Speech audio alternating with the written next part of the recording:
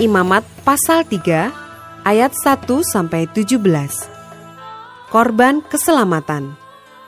Jikalau persembahannya merupakan korban keselamatan, maka jikalau yang dipersembahkannya itu dari lembu, seekor jantan atau seekor betina, haruslah ia membawa yang tidak bercela ke hadapan Tuhan.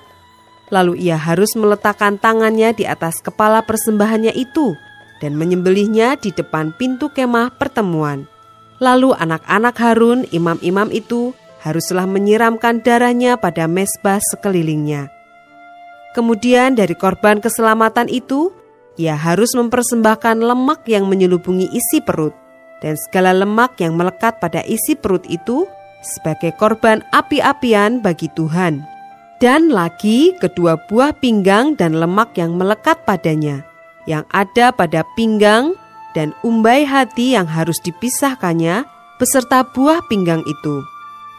Anak-anak Harun harus membakarnya di atas mezbah, yakni di atas korban bakaran, yang sedang dibakar di atas api, sebagai korban api-apian yang baunya menyenangkan bagi Tuhan.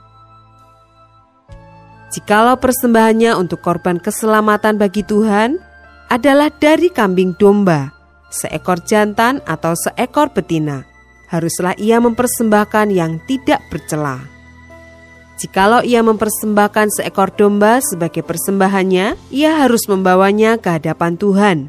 Lalu ia harus meletakkan tangannya ke atas kepala persembahannya itu dan menyembelihnya di depan kemah pertemuan. Lalu anak-anak Harun harus menyiramkan darahnya pada mezbah sekelilingnya. Kemudian dari korban keselamatan itu, ia harus mempersembahkan lemaknya sebagai korban api-apian bagi Tuhan, yakni segenap ekornya yang berlemak, yang harus dipotong dekat pada tulang belakang, dan lemak yang menyelubungi isi perut, dan segala lemak yang melekat pada isi perut itu, dan lagi kedua buah pinggang, dan lemak yang melekat padanya, yang ada pada pinggang, dan umbai hati yang harus dipisahkannya, beserta buah pinggang itu. Imam harus membakarnya di atas mezbah sebagai santapan berupa korban api-apian bagi Tuhan. Jikalau persembahannya seekor kambing, ia harus membawanya ke hadapan Tuhan. Lalu ia harus meletakkan tangannya di atas kepala kambing itu dan menyembelihnya di depan kemah pertemuan.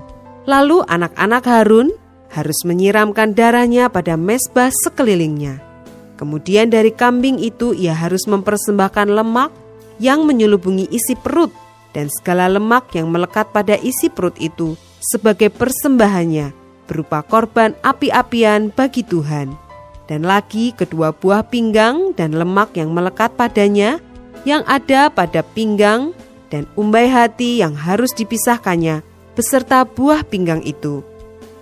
Imam harus membakar semuanya itu di atas mezbah sebagai santapan berupa korban api-apian menjadi bau yang menyenangkan.